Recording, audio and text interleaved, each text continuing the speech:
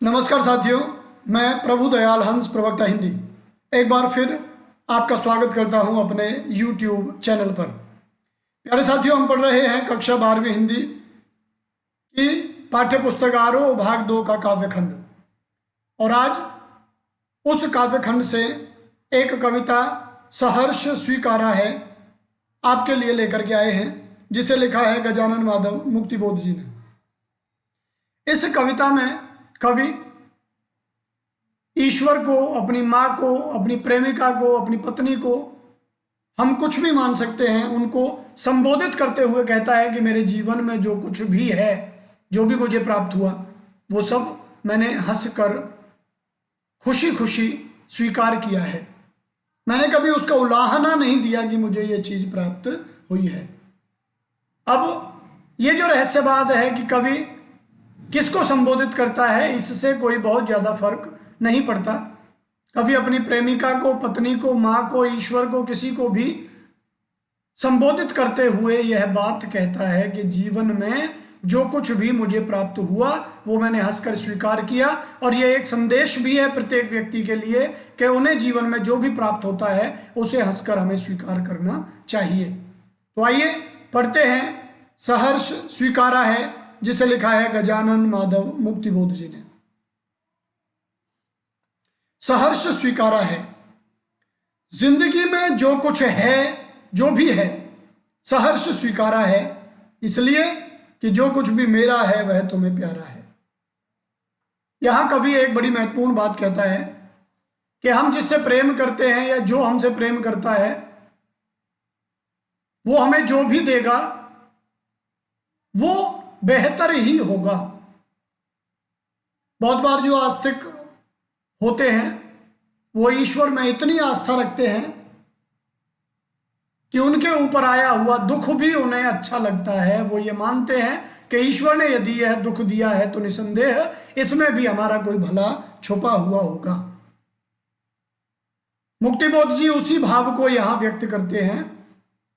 हमने यदि किसी से प्रेम किया है, वह प्रेम में यदि हमें किसी भी तरह का दुख देता है, किसी तरह की चुभन देता है, तो हम उसे हंसकर स्वीकार कर लेते हैं। कवि कहता है कि जिंदगी में जो कुछ भी मेरे पास है, जो भी है, सहर्ष स्वीकार मैंने किया है, हंसकर स्वीकार किया है, इसलिए कि जो कुछ भी मेरा है वह तुम्हें प्यारा है। जो कुछ मेरा है वह तुम्हें प्यारा है और इसीलिए तुमने वह मुझे प्रदान किया है। गर्बीली गरीबी यह है। अब कवि कहता है कि क्या क्या तुम्हें प्यारा है और जो तुम्हें प्यारा होने के कारण मुझे प्राप्त हुआ है। गर्बीली गरीबी यह है। अनुप्रास अलंकार के साथ साथ गरीबी के लिए विशेषण आया है गर्बीली, जिसपे हम गर्व कर सके। ऐसी गरीबी तुमने दी कि वह किसी दूसरे के पास नहीं है। मेरी जो गरीबी है, अभावों से भरा जो जीवन मेरा है, वह किसी दूसरे के पास नहीं है, इसलिए मेरे लिए वह गर्व करने लायक है। ये गंभीर अनुभव सब, जितने भी जीवन में अनुभव मुझे हुए, उन सब अनुभवों को भी तुमने मुझे दिया है, तो निसंदेह मैं मानता हूं कि ये तुम्हें प्यारे रहे होंगे। यह विचार वैभव सब,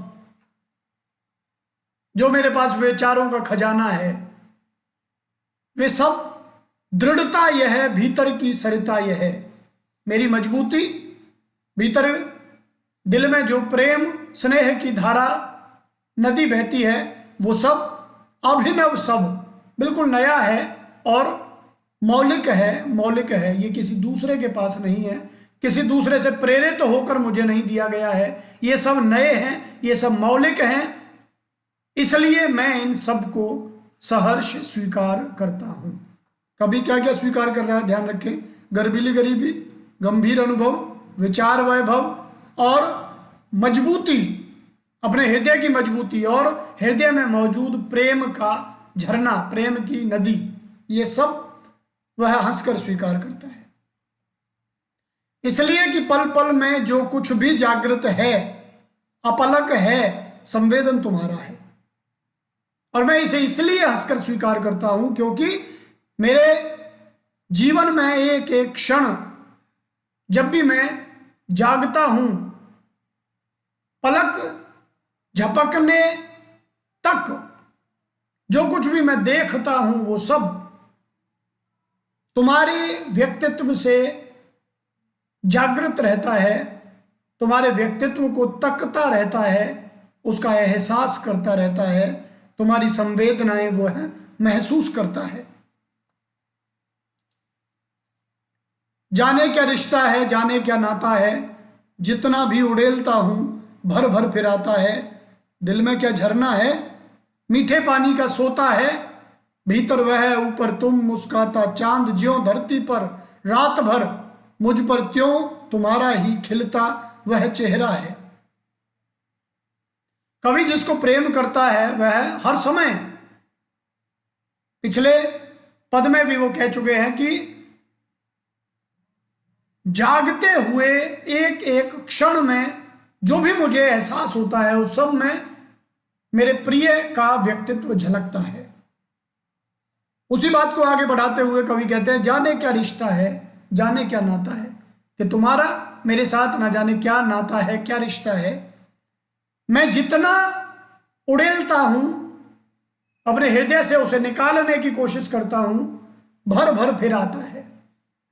उतना ही तुम्हारा प्रेम मेरे हृदय में भर आता है, जितना मैं उसे भूलने की कोशिश करता हूं, जितना उसे लीचने की कोशिश करता हूं, जितना उसे बाहर करने की कोशिश करता हूं, वह उतना ही मजबूती से दिल में स्थान बना लेता है।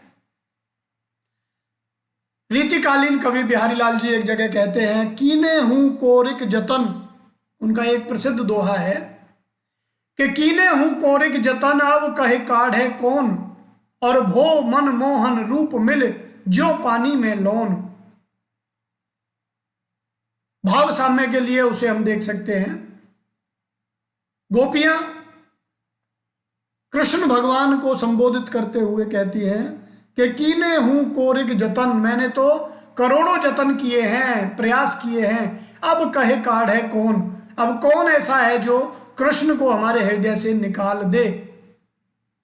भो मन मोहन रूप मिल, भो मन मेरा मन और मोहन का रूप मिलकर एकात्म हो गए हैं, एक हो गए हैं, जो पानी में लौन, जिस प्रकार पानी में नमक मिलकर के एक हो जाता है।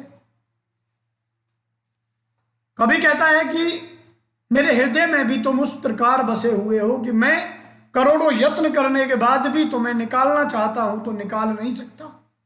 जितना भी मैं तुम्हें बाहर उड़ेलता हूं भर भर फिर आता है, उतना ही तुम मेरे अंदर मौजूद होने लगते हो, उतना ही तुम मेरे अंदर मजबूती से जमने लगते हो, मजबूती से मेरे हृदय में बस जाते हो। दिल में क्या झरना है, मीठे पानी का सोता है, और यह समझ में नहीं आता कि तुम्हारे प्यार रूपी झरना क्या वह दिल में बसा हुआ है। मीठे पानी का स्रोत है कोई जो लगातार मेरे हृदय को प्रसन्न रखता है, लगातार मेरे हृदय को हौसला देता रहता है, और मैं जितना उसे बाहर निकालना चाहता हूं वह निकल नहीं पाता है। झरने को आपने देखा होगा, झरते हुए लाखों लीटर पानी बहता रहता है, लेकिन वह झरना समाप्त नहीं होता। अजस्र वह स्रोत है जो लगातार हमें सरस बनाए रहता है, हमारे अंदर हौसला देता है, हमारे अंदर प्रेम जगाए रहता है। भीतर वह है ऊपर तुम, ऊपर तुम तुम्हारा व्यक्तित्व, और अंदर तुम्हारे स्नेह की धारा। ऐसा लगता है मुस्काता चांद ज्यों धरती पर रात भर, मुझ पर त्यों तुम्हारा ही खिलता वह चेहरा है। जैसे धरती को लगातार मुस्कुराते हुए चांद एक टक देखता रहता है, ऐसे ही मुझे लगता है कि मुझे भी तुम्हारा खिलता हुआ चेहरा लगातार देखता रहता है, लगातार उसका आशीष, उसका प्रेम, उसका स्नेह मेरे ऊपर बना रहता है। सचमुच मुझे दंड दो कि भूलूं मैं तुम्हें भूल जाने की दक्षिण ध्रुवी अंधकार अमावस्या। शरीर पर, चेहरे पर, अंतर में, पालू में, झेलू में, उसी में नहालू में, इसलिए कि तुमसे ही परिवेष्टित आच्छादित रहने का रमणीय यह उजेला अब सहा नहीं जाता है, नहीं सहा जाता है। कवि कहता है कि मैं अब नहीं चाहता कि तुम लगातार मुझे देखते रहो, मेरे ऊपर अपना आशीर्वाद बनाए रखो। मैं तो चाहता हूं कि तुम मुझे दंड दो कि मैं तुम्हें भूल जाऊं। हर समय मैं तुमसे जो घिरा रहता हूं, तुमसे ढका रहता हूं, वह चीज अब मुझसे सहन नहीं होती है। मैं चाहता हूं कि तुमसे अलग रह करके मैं अपना व्यक्तित्व, अपना जीवन जी लूं। इसलिए मैं चाहता हूं कि तुम मुझे दंड दो कि मैं तुम्हें भूल जाऊं। तुम्हें भूल जाने की दक्षिण ध्रुवी अंधकार अमावस्या, अमावस्या का अंधकार, अमावस्या में जितना अंधकार होता है वैसा अंधकार दक्षिण ध्रुवों पर जो मौजूद होता है वो मेरे दिमाग में आ जाए, मैं खुद को भूल जाऊं, मैं तुम्हें भूल जाऊं। उस अंधेरे में मुझे न तुम दिखाई दो, न मैं खुद को देख सकूं। वह अंधकार शरीर पर, चेहरे पर, अंतर में माने हृदय में मैं पालूं, ग्रहण कर लूं। मेरे शरीर पर, चेहरे पर, हृदय में, उस सब जगह वह अंधकार मौजूद रहे। मैं उसे झेलूं और उसी में नहा लूं। मैं स्वयं भी लापता हो जाऊं, स्वयं भी उस अंधकार में डूब जाऊं, गायब हो जाऊं। इसलिए कि तुमसे ही परिवेष्टित, आच्छादित, परिवेष्टित माने घिरा हुआ, आच्छादित माने ढका हुआ रहने का रमणीय यह उजेला अब सहा नहीं जाता है। हर समय तुमसे घिरा रहूं, तुमसे ढका रहूं, तुम्हारी कृपा मेरे ऊपर रहे। हर समय तुम मुझे जैसे चांद धरती को तकता रहता है, तुम मुझे वैसे ही तकते रहो। यह चीज मुझे अब सहन नहीं होती है। यह रमणीय, अच्छा लगने वाला यह उजाला अब बहुत ज्यादा अच्छा नहीं लगता है। आप इसे ऐसे भी समझ सकते हैं कि जैसे हमारे सिर के आगे, हमारी आंखों के आगे 100 वाट का एक बल्ब लगातार जला दिया जाए तो हमारी आंखें उससे परेशान होने लगती हैं, दुखी होने लगती हैं। और वह अतिशयता कभी भी हमारा हृदय सहन नहीं कर सकता, हमारा मन उसे ग्रहण नहीं कर सकता। इसलिए कवि कहता है कि मैं तो चाहता हूं कि तुमसे लगातार ढके रहने की यह व्यवस्था अब समाप्त होनी चाहिए। मुझे तुम दंड दो ताकि मैं तुम्हें भूल जाऊं। एक अंधेरा अपने हृदय में महसूस करूं जिसमें ना मैं तुम्हें देख सकूं, ना मैं खुद को देख सकूं। ममता के बादल की मंडराती कोमलता भीतर पिराती है। पिराना माने दुख देना। कमजोर और अक्षम अब हो गई है आत्मा, यह छटपटाती छाती को भवितव्यता डराती है। बहलाती सहलाती आत्मीयता बर्दाश्त नहीं होती है। कवि कहता है ममता के बादल की मंडराती कोमलता। हर समय हमारे ऊपर कोई ममता का बादल मंडराता रहे, उसकी कोमलता भीतर एक दुख देने लगती है, एक दर्द देने लगती है, पीड़ा पैदा करती है। आपने देखा होगा हमारे माता पिता या कोई बुजुर्ग लगातार हमारे सर पे हाथ फेरता रहता है, लाड दिखाने लगता है, तो वह अतिशय लाड, अतिशय स्नेह भी बहुत बार हमें चुभन पैदा करता है। वो अच्छा नहीं लगता है, हम चिढ़ जाते हैं, चिड़चिड़े से हो जाते हैं। और इससे होता क्या है, हमारी आत्मा कमजोर हो जाती है, अक्षम हो जाती है, असमर्थ हो जाती है कुछ करने में। हर समय उसे एक सहारा दिखाई देता रहता है, इसलिए स्वयं अपने पैरों पर खड़े होने की ताकत उसमें नहीं होती। छटपटाती छाती को, जो आत्मा है वो बेचैन है, छटपटा रही है। और भवितव्यता डराती है, जो भविष्य है वो डराता है उसको कि लगातार तुम जिस बादल की मंडराती कोमलता में जीवन व्यतीत कर रहे हो, किसी दिन वह नहीं होगा तो तुम्हारा क्या होगा, यह डर लगता है। बहलाती सहलाती आत्मीयता बर्दाश्त नहीं होती है। हर समय कोई बहलाता रहे, सहलाता रहे, अपनापन दिखाता रहे, यह भावना, यह व्यवस्था हृदय में दुख पैदा करती है, असहनीय हो जाती है। हमें यह लगता है कि चाहे कुछ भी हो, यह नहीं होना चाहिए। लगातार हम मीठा खाते रहें, खाते रहें, खाते रहें, तो वह मीठा हमें इतना असहनीय हो जाता है कि दिल करता है ये मीठा ना हो, चाहे उसके लिए हमें कोई मिर्च खिला दे। लगातार सुख हमारे व्यक्तित्व को, हमारे जीवन को एक रस कर देते हैं और जीवन में आनंद समाप्त हो जाता है। सुखों में आनंद समाप्त होना, दुख उसको संतुलित करने का कार्य करते हैं। तो इसलिए कवि यह कहता है कि हर समय की जो आत्मीयता है वह हमारी आत्मा को अक्षम और कमजोर बनाती है। सचमुच मुझे दंड दो कि हो जाऊं पाताली अंधेरे की गुहाओं में, विवरों में, धुएं के बादलों में, बिल्कुल मैं लापता, लापता कि वहां भी तो तुम्हारा ही सहारा है। कभी कहता है कि मुझे दंड दो कि मैं पाताली अंधेरे की गुहाओं में, गुफाओं में, विवरों माने बिलों में, छेदों में, गड्ढों में, धुएं के बादलों में मैं बिल्कुल लापता हो जाऊं। मुझे दंड दो कि मैं अपने आप को भूल जाऊं, तुम्हें भूल जाऊं, मैं अंधेरों में, गुफाओं में, बिलों में इस तरह से लापता हो जाऊं कि मुझे कुछ याद ना रहे, मेरा खुद का पता किसी को ना मिले और किसी का पता मुझे ना मिले। लेकिन इतना मुझे विश्वास है कि भले ही मैं लापता हो जाऊं, वहां भी तो तुम्हारा ही सहारा है। तुम्हें छोड़कर मैं कहीं नहीं जा सकता। आंखें बंद कर लेने से तुम्हारी शक्ल दिखना बंद हो सकती है, लेकिन तुम्हारा एहसास लगातार बना रहता है। भले ही तुम मुझे दंड दोगे कि मैं लापता हो जाऊं, मैं भूल जाऊं सब कुछ, पर फिर भी तुम्हारा सहारा मुझे महसूस होता रहेगा। उसी तरह जिस तरह हम अपने माता पिता से लाखों किलोमीटर दूर होने के बाद भी उनका एहसास अपने हृदय में महसूस करते हैं। मां के कोमल हाथों की आत्मीयता हमारे सर पे लगातार महसूस होती रहती है। हम कहीं भी रहें, हम उनसे दूर होने के बाद भी दूर नहीं हो पाते।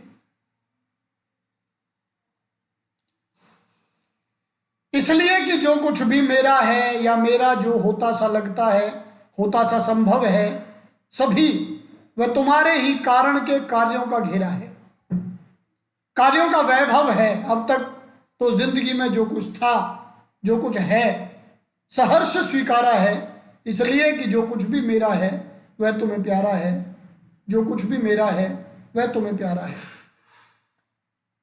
कभी कहता है कि इसलिए कि जो कुछ भी मेरा है या मेरा जो होता सा लगता है या होता सा संभव है, वो सभी मुझे तुम्हारे कारण ही प्राप्त हुआ है। चाहे अतीत में जो कुछ था, वर्तमान में जो कुछ है या भविष्य में जो कुछ होगा, वो सब तुम्हारे ही कार्यों का घेरा है। तुमने अच्छा जानकर जो चीजें मुझे प्रदान की हैं वो अतीत में भी थी और भविष्य में भी होंगी, वर्तमान में भी मैं उन्हीं को जी रहा हूं। तुम्हारे ही कारण, तुम्हारे कार्यों ने वो चीजें मुझे प्रदान की हैं। तुम्हारे कार्यों का खजाना है वह। अब तक तो जिंदगी में जो कुछ था, जो कुछ है, सहर्ष स्वीकारा है। अब तक तो मैंने उन सब चीजों को हंसकर स्वीकार किया है। भविष्य का नहीं पता, लेकिन अतीत में और वर्तमान में मैं उनको हंसकर स्वीकार करता रहा हूं, क्योंकि ये मैं जानता हूं जो कुछ भी मेरा है वह तुम्हें प्यारा है और तुम्हें प्यारा होने के कारण ही वह मुझे प्राप्त हुआ है। कवि एक बड़े गंभीर भाव को, जिसे भक्ति काल के कवि तो लगातार गाते आ रहे हैं, तेरा तुझको अर्पण क्या लागे है मोर, वे तो सदैव इस बात के लिए ईश्वर को, उसकी सराहना करते हैं, उसको श्रेय देते हैं कि मेरे जीवन में जो कुछ है। तुलसीदास जी तो एक जगह ये भी कहते हैं कि आपने मुझे जितना दे दिया मैं उससे ज्यादा और कुछ नहीं चाहता। जितना मुझे मिला है मैं उसमें खुश हूं, उससे अधिक मुझे और किसी चीज की लालसा नहीं है। और यह भी माना जाता है कि जो ईश्वर करता है वह अच्छा ही करता है। हमारा जो प्रिय होगा, हमें जो चाहने वाला होगा, वो जो भी करेगा वो हमारे भले के लिए होगा, भले ही उसमें हम अपना कल्याण ना देख पा रहे हों, लेकिन फिर भी उसमें हमारा कल्याण होता है। इसीलिए कभी यहाँ अंत में भी वही बात कहता है जो शुरू में कहता है कि जो कुछ भी मेरा है वह तुम्हें प्यारा है, इसीलिए तुमने वह मुझे प्रदान किया है। तो प्यारे साथियों, आज इतना ही हम पढ़ रहे थे गजानन माधव मुक्ति बोध जी द्वारा रचित कविता सहर्ष स्वीकारा है, जिसे भूरी भूरी खाक धूल नामक कविता संग्रह से लिया गया है। हम आपका धन्यवाद करते हैं, आपका आभार व्यक्त करते हैं कि आप लगातार हमें देख रहे हैं और अतिशीघ्र साहित्य का कोई एक और नगमा, कोई एक और शाहकार लेकर हम अतिशीघ्र आपके बीच उपस्थित होंगे। आप सभी को नमस्कार।